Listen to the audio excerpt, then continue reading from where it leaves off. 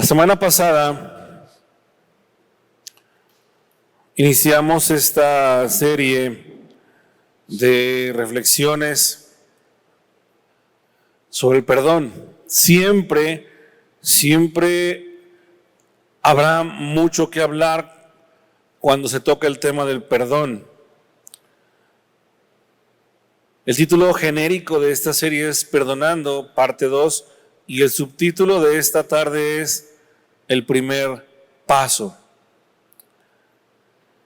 Comentábamos también la semana anterior de lo difícil que cuesta perdonar, de lo complicado que es para nosotros como cristianos decir te perdono. No es algo fácil, hermanos, hacerlo. Requiere siempre de la ayuda de Dios y requiere que tengamos un nivel de madurez espiritual muy bien cimentado en la palabra de Dios. Porque tenemos que entender lo siguiente: el perdón no es una opción que Dios nos da. Tú no puedes escoger sí o no, lo haces o no.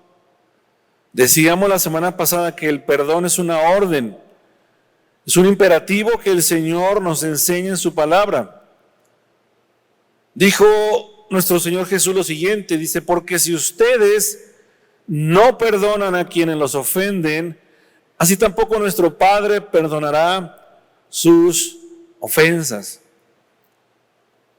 Así como el arrepentimiento, decíamos, así como el arrepentimiento es el cimiento o es la base que abre la puerta a la fe redentora en Cristo, el perdón, por otro lado, el perdón es la base o cimiento también que a su vez da inicio a un proceso de sanidad del alma y del corazón, cuando estos han sido lastimados.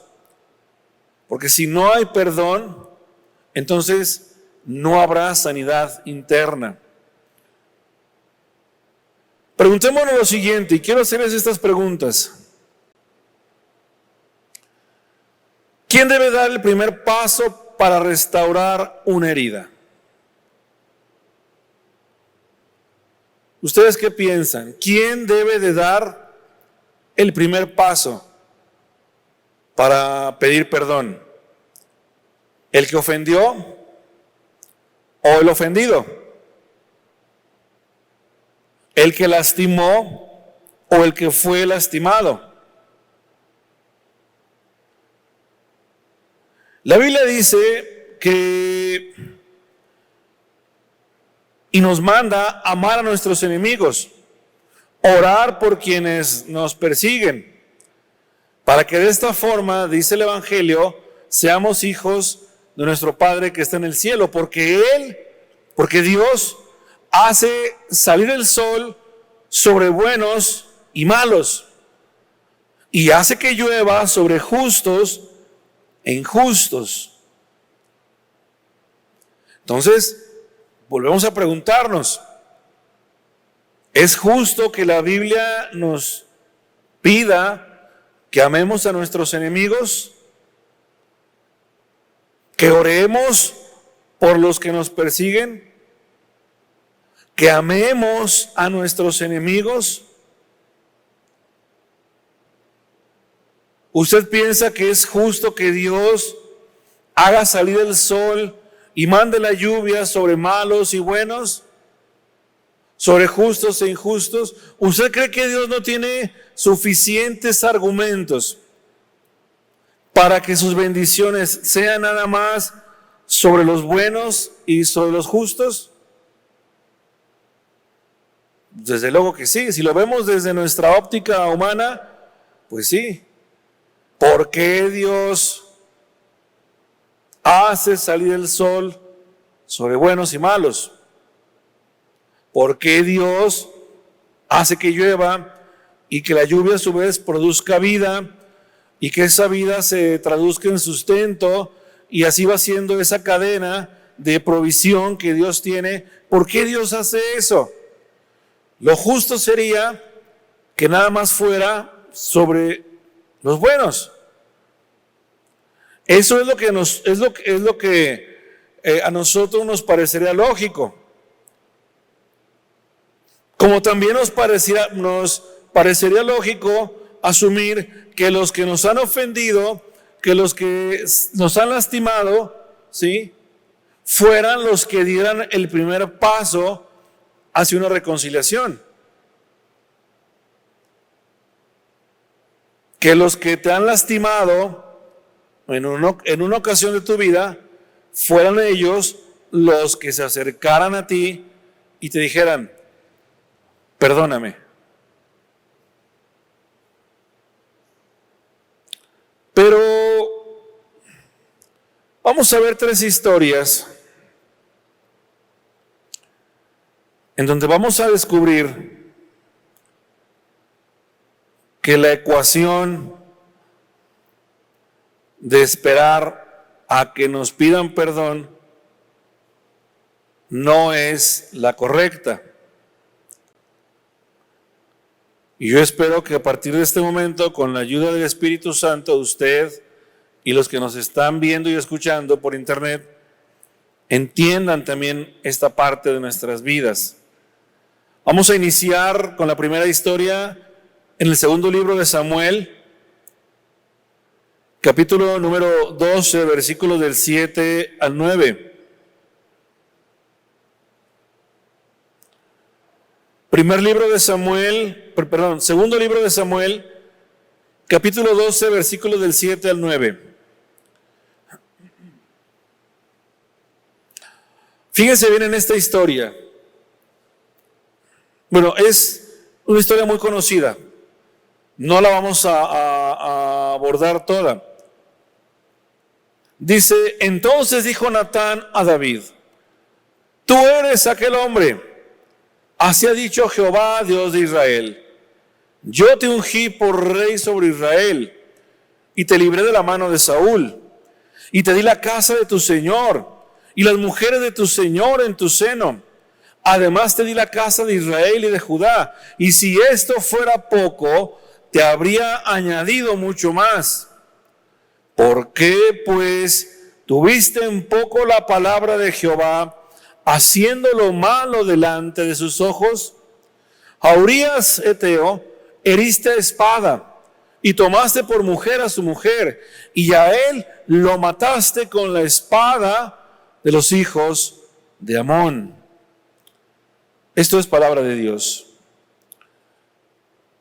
En los tiempos de David, en los tiempos de aquellos reinos antiguos, se decía que entre el grupo que gobernaba estas naciones, estos pueblos, había un dicho que decía: las personas que están arriba son las que hacen las reglas y promulgan las leyes, pero no tienen por qué cumplirlas. Es triste, hermanos, pero tenemos que señalarlo. Un altísimo porcentaje, porque tampoco podemos decir que todos, porque sería un riesgo y podríamos equivocarnos, pero sí podemos decir que un altísimo porcentaje de quienes ostentan el poder político en una nación o en un pueblo roban y toman lo que quieren, se autocomplacen con privilegios a veces muy lejos del alcance de una persona que no está dentro de esa esfera gobernante, por así llamarlo. Por esa razón, en la historia que vimos, por esa razón, nadie discutió la acción de David de acostarse con la mujer de otro hombre. ¿Qué fue lo que pasó? Que un día, en el punto espiritual más bajo de David, cuando no nada más estaba frío en su relación con Dios, sino estaba helado, ¿sí? Se levantó de mediodía, no iba a la guerra, había descuidado su relación con Dios, se había pues mareado con el poder que tenía.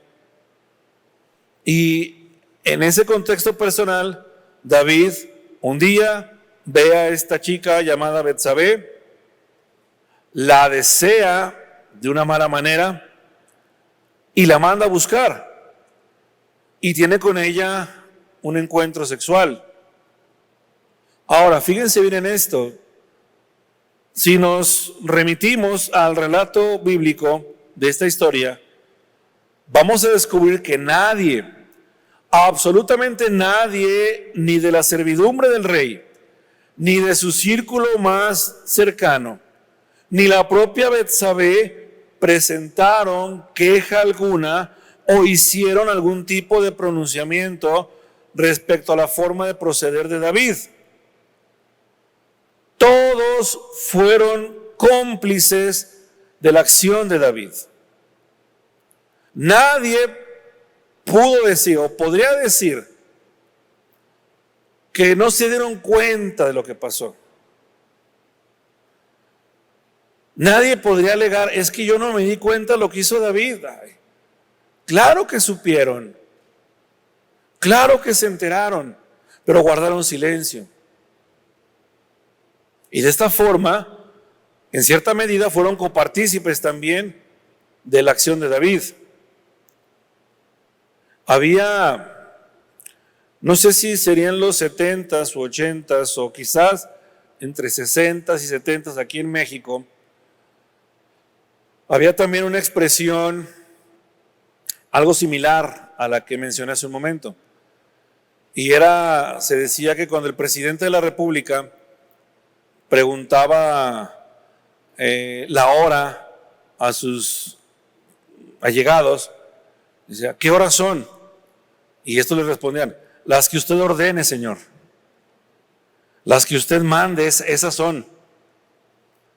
Porque mucha gente que rodean estos círculos de poder sirve para dos cosas: para nada y para mal aconsejar, o para solapar en todo caso.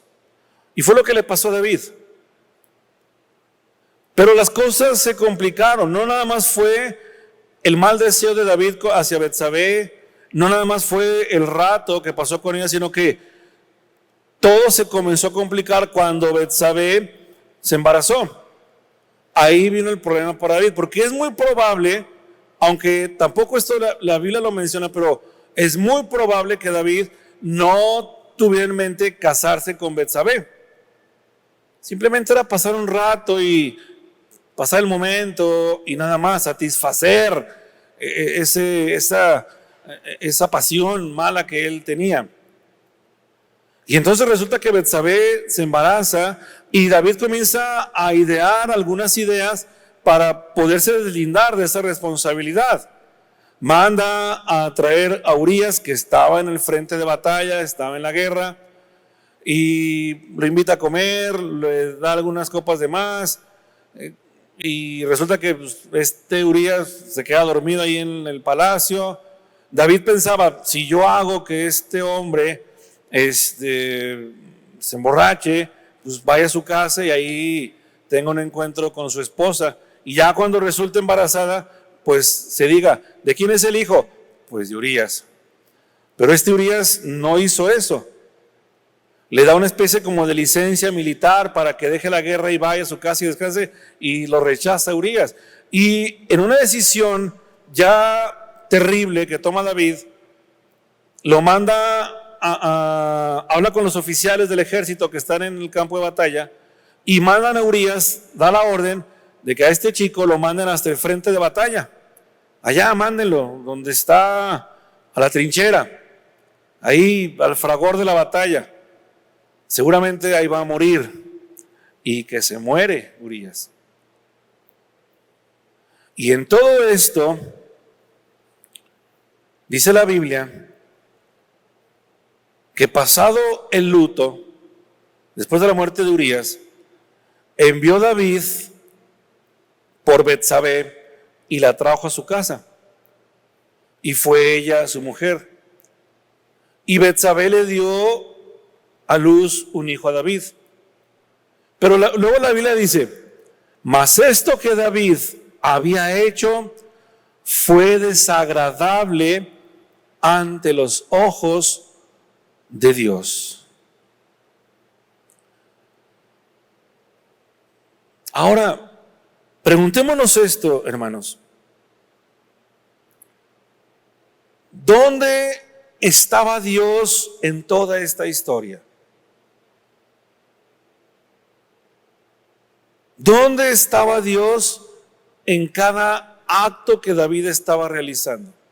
Fíjense bien, ¿dónde está Dios en la historia de tu vida? En lo que estás haciendo, en lo que estás, en las cosas que estás haciendo, en las cosas que estás pensando. ¿Saben dónde está Dios? ¿Y dónde estaba Dios en el caso de David y Betsabé? Dios seguía y sigue estando ahí, en el mismo lugar de siempre, aguardando, esperando, en silencio, como dando el tiempo para que recapacitemos. Dios está ahí y nos está viendo. Dios nos está escuchando.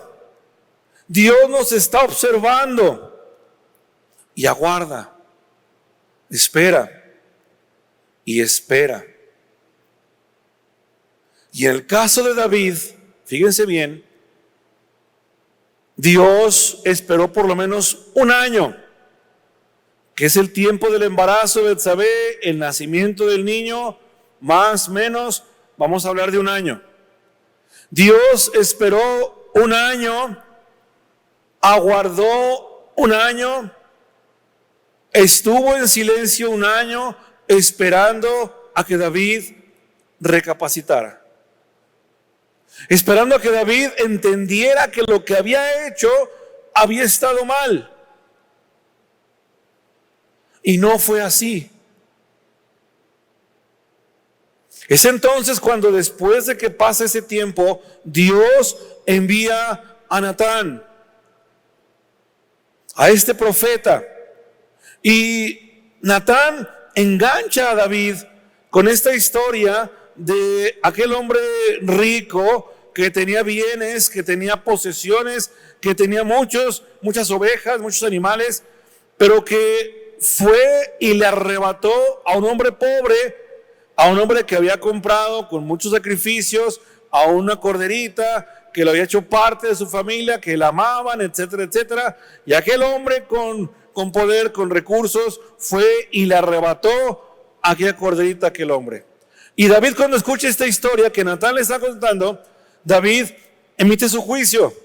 Y es cuando le dice, pues ese hombre merece la muerte. Y ahí Natán le voltea la historia, y es de donde partimos.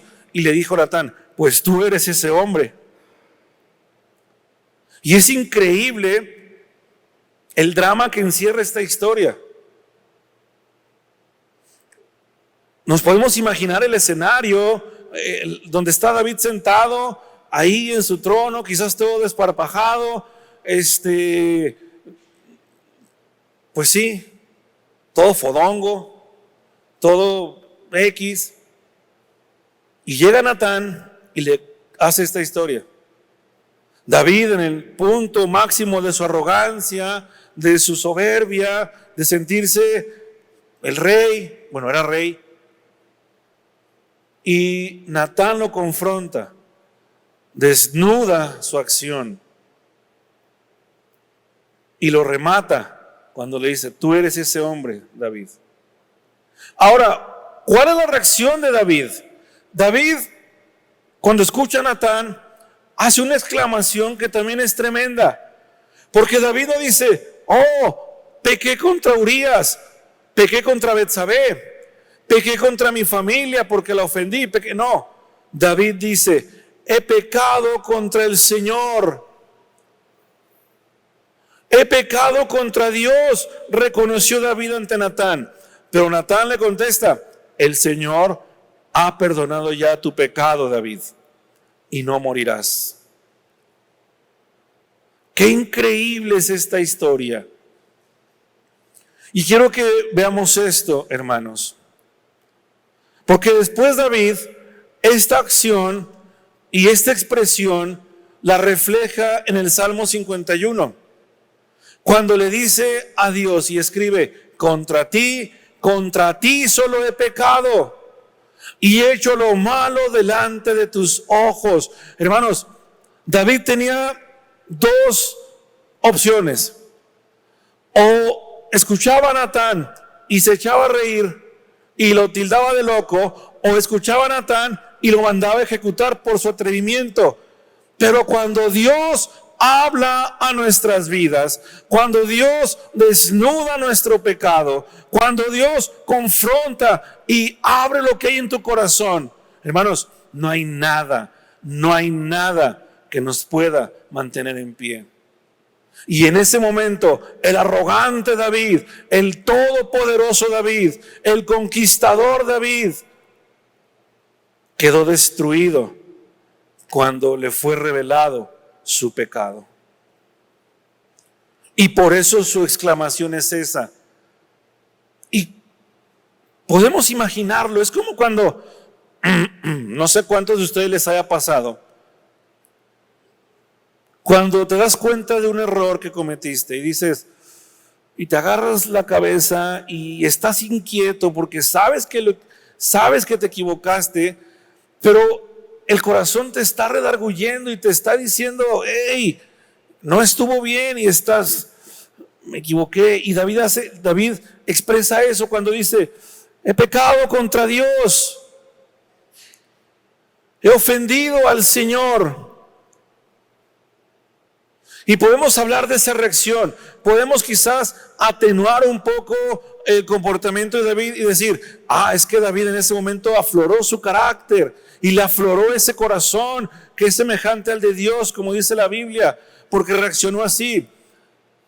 Sí, pero, fíjense bien en esto, pero quien dio el primer paso para buscar al ofensor fue Dios.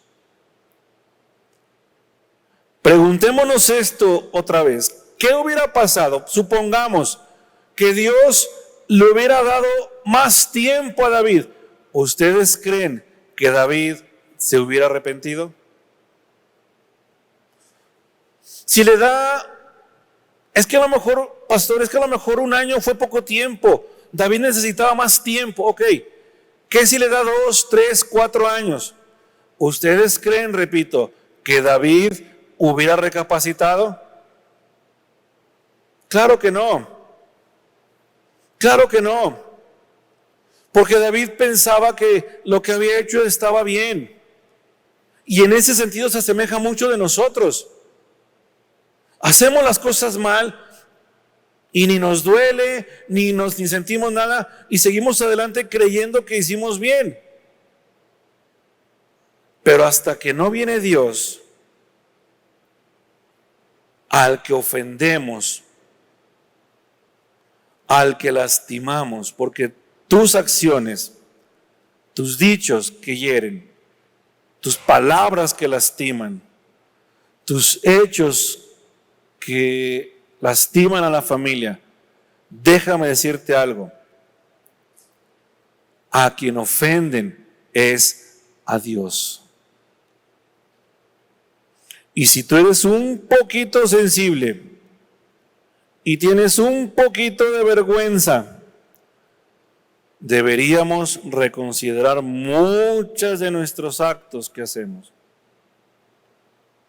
Porque las mentiras, las ofensas, los hechos de pecado lastiman y ofenden a Dios. Y en esta historia vemos que es Dios el ofendido, es Dios el que ha sido lastimado, Es Dios quien da el primer paso. Qué increíble nuestro Señor. Porque no lo mencionamos, pero cuando Natán le está diciendo eso a David, cuando David entiende que hizo mal, Natán le dice: tu pecado ha sido perdonado. Qué increíble es Dios, hermano, que vemos juicio, sí. Hay una consecuencia por tus malas acciones, pero Dios es un Dios de gracia, es un Dios de misericordias y es un Dios de perdón. Quizás las consecuencias de nuestras acciones, esas son otra cosa. Esas las vamos a tener que acarrear y vamos a tener que enfrentarlas, pero Dios es bueno para perdonar. Aún y cuando Él tiene argumentos de sobra para esperar a que tú o yo vayamos a buscarlo primero. La segunda historia, Hechos 9, del 1 al 5. Hechos 9, del 1 al 5. Dice: Saulo, respirando aún amenazas y muerte contra los discípulos del Señor, vino al sumo sacerdote y le pidió cartas para las sinagogas de Damasco, a fin de que si hallase algunos hombres o mujeres de este camino, los trajese presos a Jerusalén. Mas yendo por el camino, aconteció que al llegar cerca de Damasco, repentinamente le rodeó un resplandor de luz del cielo, y cayendo en tierra, oyó una voz que le decía: Saulo, Saulo, ¿por qué me persigues? Él dijo: ¿quién eres, Señor? Y le dijo: yo soy Jesús, a quien tú persigues. Dura cosa te es dar coces contra el aguijón. La vida de Pablo, fíjense bien, la vida de Pablo es muy similar a la de nosotros antes de Cristo y después de Cristo. Antes de Cristo, nosotros vivíamos una vida de pecado. Ahora como que le disfrazamos como cristianos, como que nos da penilla y decimos: andábamos en el mundial. Éramos pecadores. Y en eso no nos diferenciamos de Saulo, a pesar de que él creía que hacía lo correcto. Vivíamos un tipo de vida donde las acciones que realizábamos, las palabras que decíamos, nuestra forma de ser, creíamos que eran las correctas. Y Saulo de Tarso, en este momento que estamos viendo este pasaje, Saulo de Tarso en este momento estaba en una plena campaña contra los cristianos. Y Saulo, dice la Biblia, lo acabamos de leer, respiraba amenazas de muerte. Estaba enojado, estaba muy furioso y quería ir por cristianos, quería meterlos, los metía a la cárcel, los apresaba, daba su consentimiento para que fueran ejecutados. Era parte de todo esto. Y ahí va un día, otra vez, el arrogante Saulo, el que pensaba que tenía la bandera de Dios y que iba a defender a Dios contra esos cristianos herejes y hijos del diablo. Y ahí va Saulo enarbolando esa causa, creyendo que hacía lo correcto, cuando de pronto el Señor se cruza en su camino. Y ojo con esto, otra vez es Dios en la persona de Jesús quien se cruza en el camino de Saulo.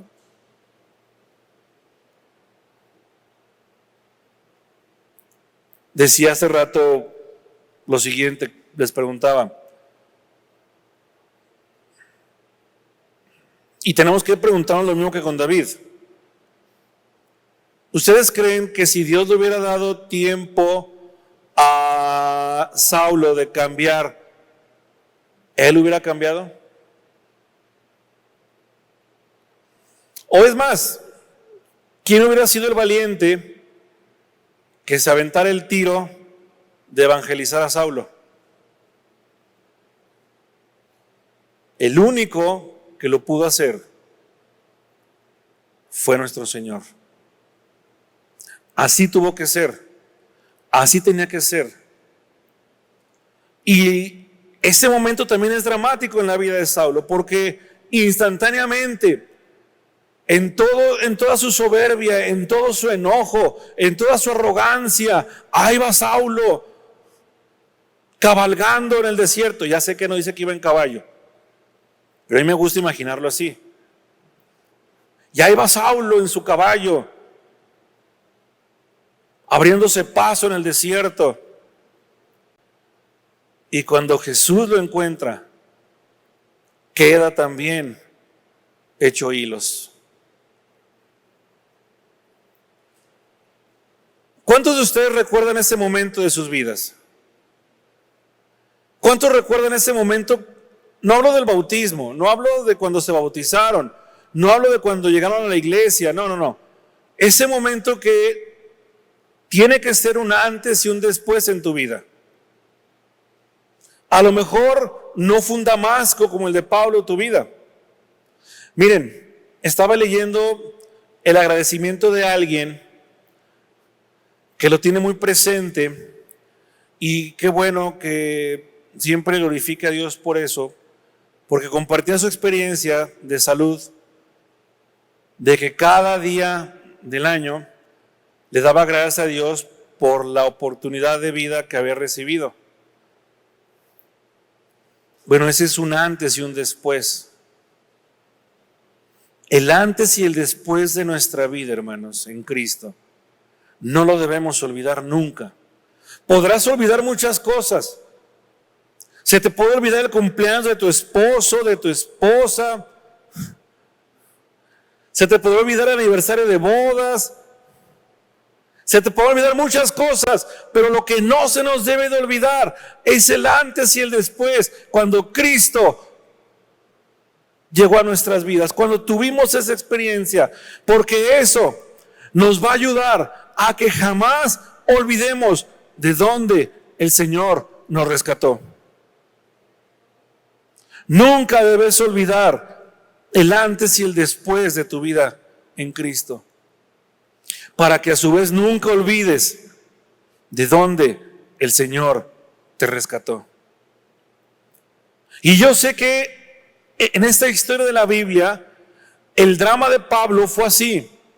De un día para otro, su vida fue trastocada e hizo lo que no había hecho jamás: obedecer.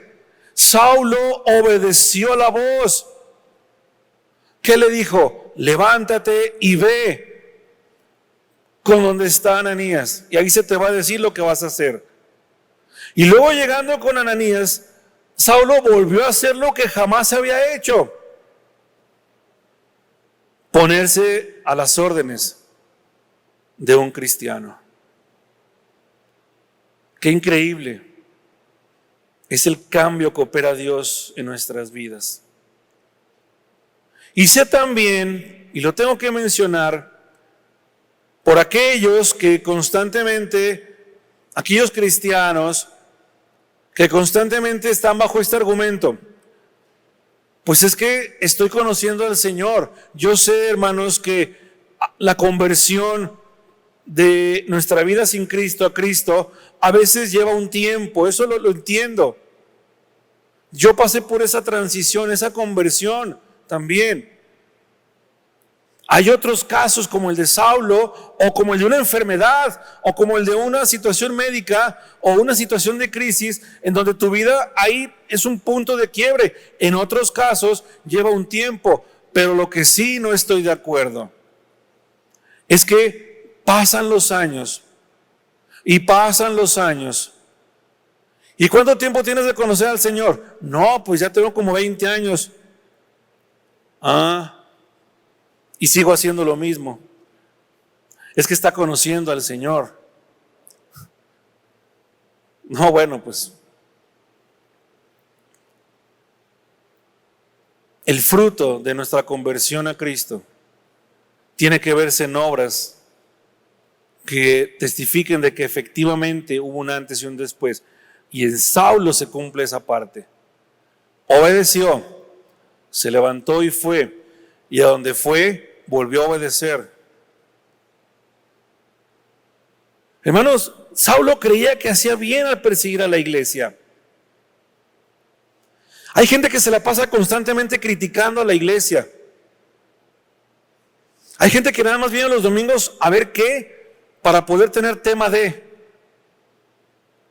O hay cristianos que vienen a la iglesia a tomar lista de asistencia y ver, no vino tal, sí vino tal, no vino tal, no vino tal.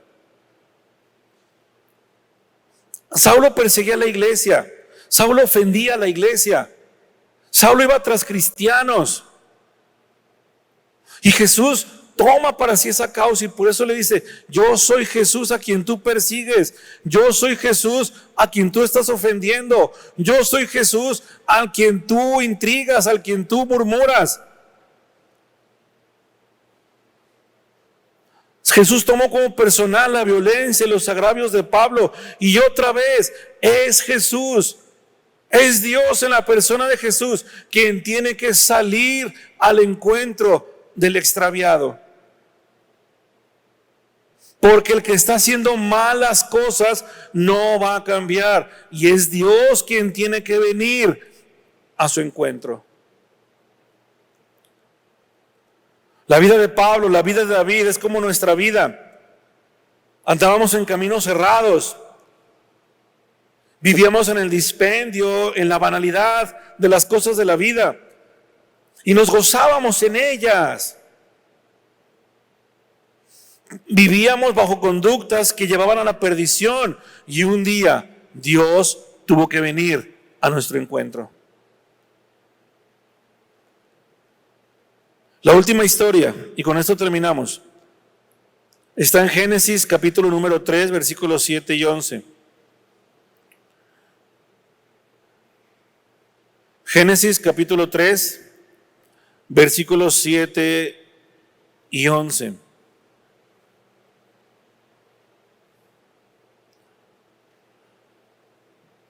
Dice, entonces fueron abiertos los ojos de ambos y conocieron que estaban desnudos. Entonces cosieron hojas de higuera y se hicieron delantales. Y oyeron la voz de Jehová Dios que se paseaba en el huerto al aire del día. Y el hombre y su mujer se escondieron de la presencia de Jehová Dios entre los árboles del huerto. Mas Jehová Dios llamó al hombre y le dijo, ¿dónde estás tú? Y él respondió, oí tu voz en el huerto y tuve miedo, porque estaba desnudo y me escondí. Dios le dijo, ¿quién te enseñó que estabas desnudo? ¿Has comido del árbol del que yo te mandé, no comieses? El capítulo 3 de Génesis es uno de los capítulos más importantes de toda la Biblia. Porque en este capítulo, fíjense bien, este capítulo nos enseña y deja muy en claro que las relaciones distorsionadas del hombre con Dios, primeramente, fíjense bien, lo que sucedió en Génesis 3 y la distorsión que se dio después de la desobediencia, primero de la distorsión de la relación del hombre con Dios, luego de la distorsión del hombre con sus semejantes, y luego de la distorsión del hombre consigo mismo, tienen su origen en este acto. Tienen su origen en la primera desobediencia de esta pareja y en la imitación que el ser humano hace de ella. ¿Cómo es que tú lo imitas?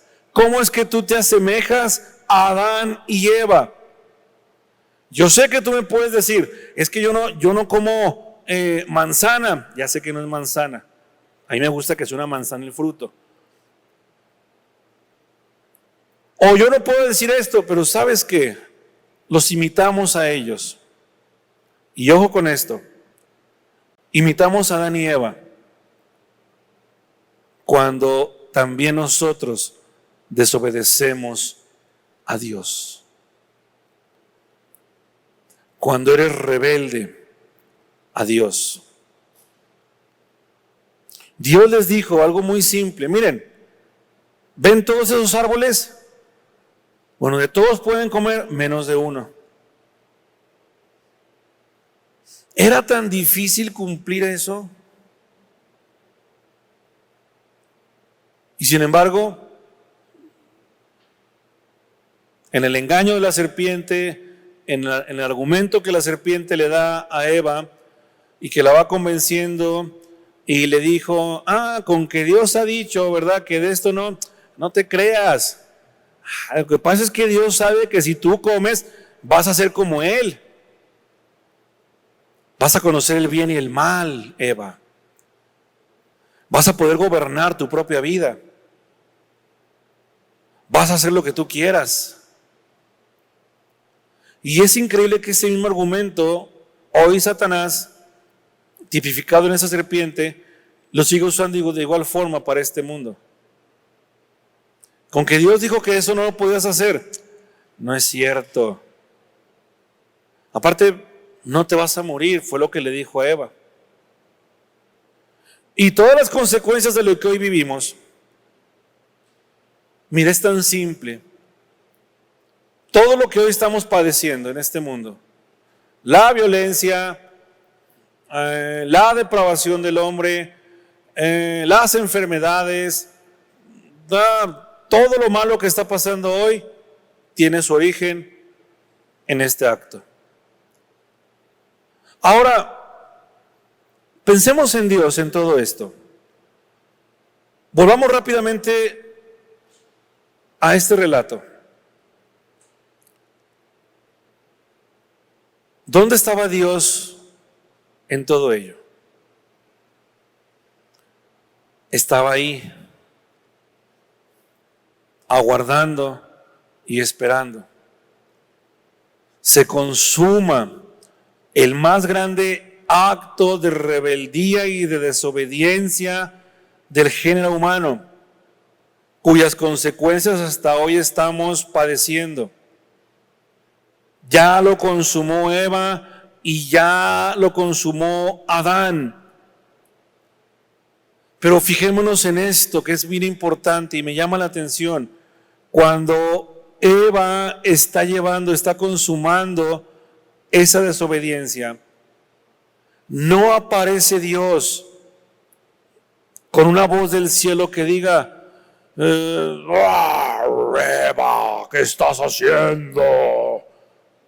O con truenos de bocina como en el Sinaí. Ay, ya se despertaron, qué bueno. No vemos a Dios con truenos, con relámpagos y ¿qué están haciendo? No. Vemos que Dios está otra vez en silencio. Y vemos que Dios aparece en la escena después de, y llega al huerto y está caminando Dios. Está caminando y está buscando, quizás preguntándose, ¿y estos dónde estarán?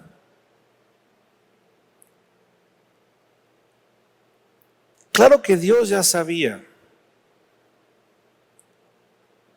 Y en este proceder de Dios, hermanos, otra vez vemos su benignidad.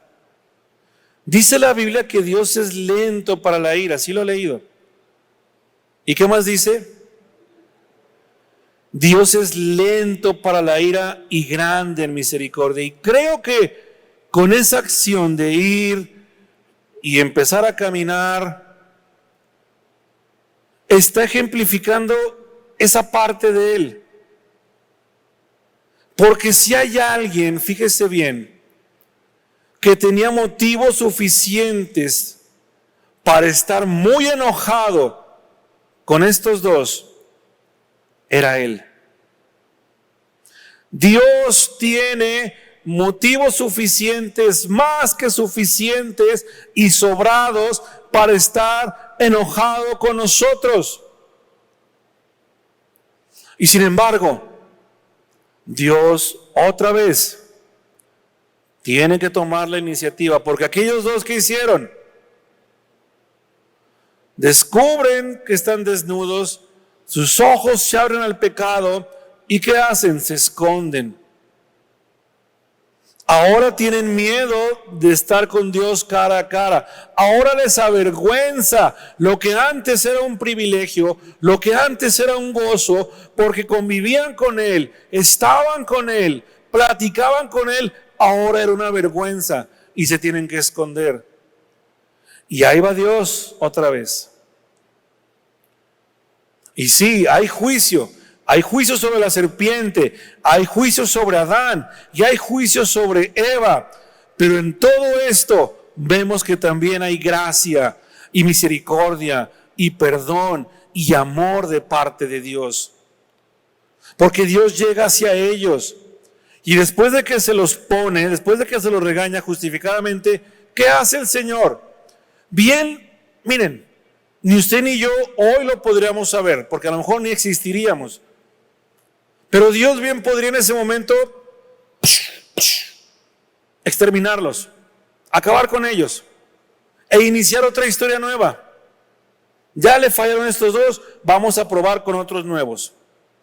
Pero Dios tiene gracia, tiene perdón y tiene amor. Los viste, les pone sus hojitas de higo, les pone sus guarachitos de hoja, los viste y los saca del huerto. Podemos pensar que los sacó por castigo, puede ser que sí, pero los saca también porque sabe Dios que estando ahí y estando el árbol del que ya comieron, ellos corren peligro. Y vemos que Dios cuida de ellos y los tiene que llevar a otro lugar.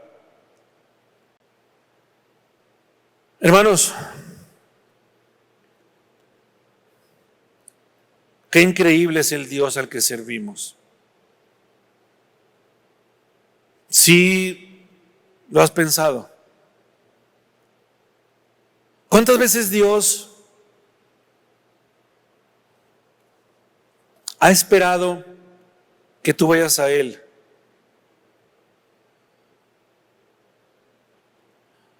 Puede ser, y yo sé que de pronto tenemos oraciones muy emotivas en donde le pedimos perdón a Dios y te prometo no volver a hacerlo, y ay Diosito, y ahí echamos una lagrimita y se nos sale un moquillo y una lagrimilla y ya.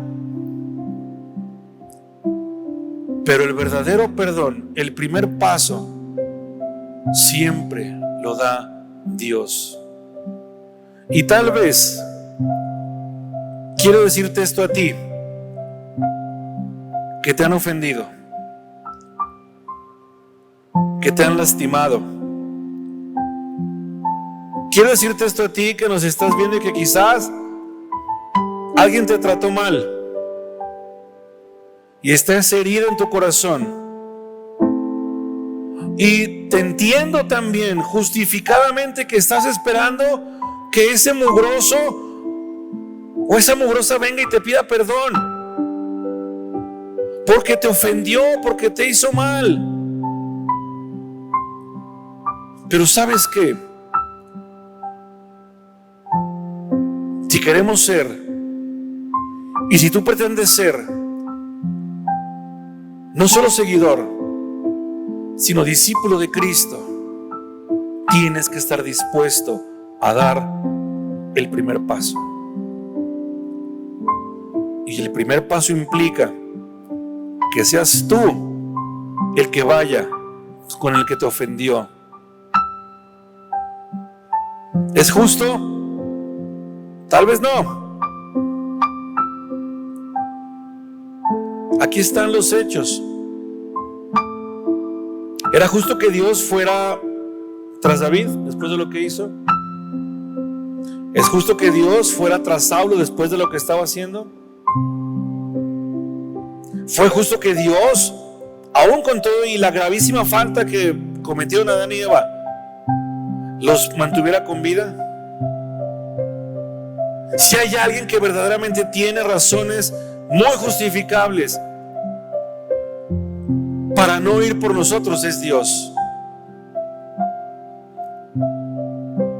Y el principio de la sanidad se da cuando damos el primer paso. Cuando vamos y le decimos a él o a ella: lo siento, perdóname. Ponte de pie un momento.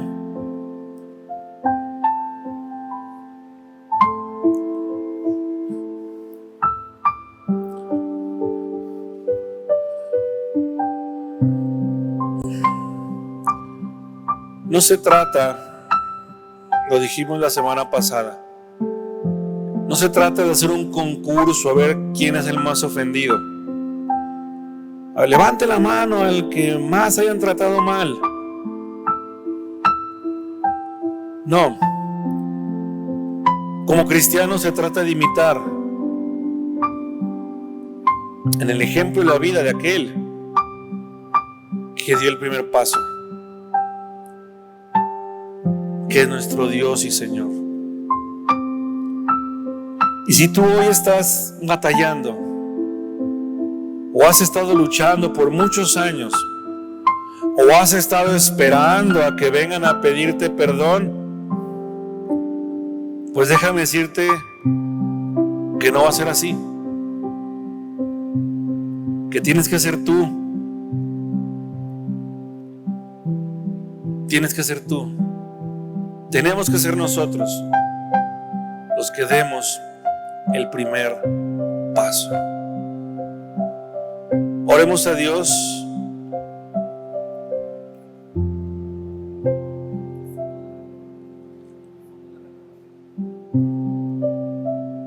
Señor, en esta tarde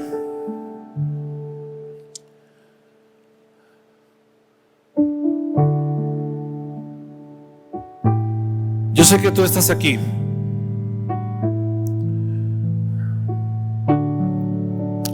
Y sé también, Señor, que de todos los que estamos aquí, tú eres el que ve el corazón de cada uno de nosotros.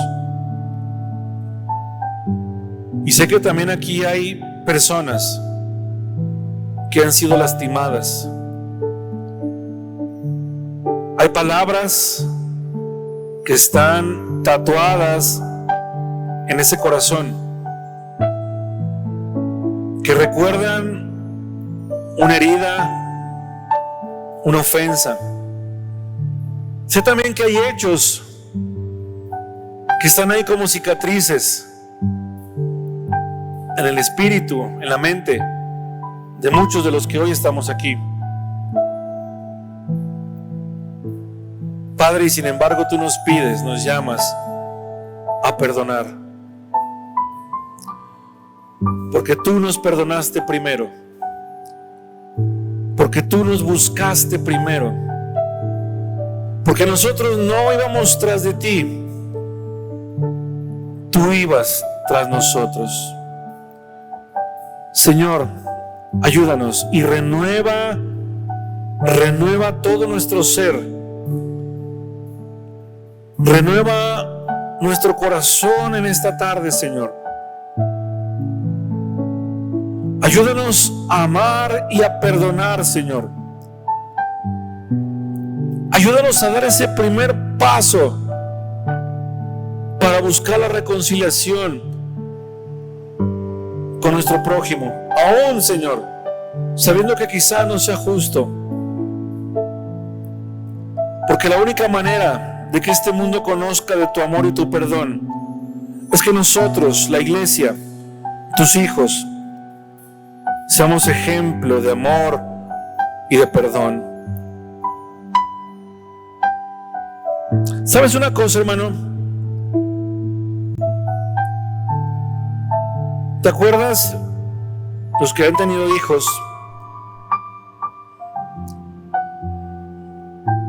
¿Te acuerdas cuando tu pequeño comenzaba a caminar? ¿Te acuerdas qué emoción nos daba como papás? Que ya se querían bajar y querían caminar. Y a veces no avanzaban mucho. Pero yo no sé cuántos de ustedes tomaron un día a sus hijos de sus pequeñas manos y les fueron ayudando en ese primer paso. Y luego fue uno, y luego fue otro, y luego fue otro y otro, hasta que por fin el niño pudo caminar por sí solo. El perdón es así. El perdón es tomarse de las manos de Dios y decirle: Señor, camina conmigo en este primer paso. Y Dios lo va a hacer. Dios te va a ayudar a que des el primer paso hacia el perdón. Hacia el perdón.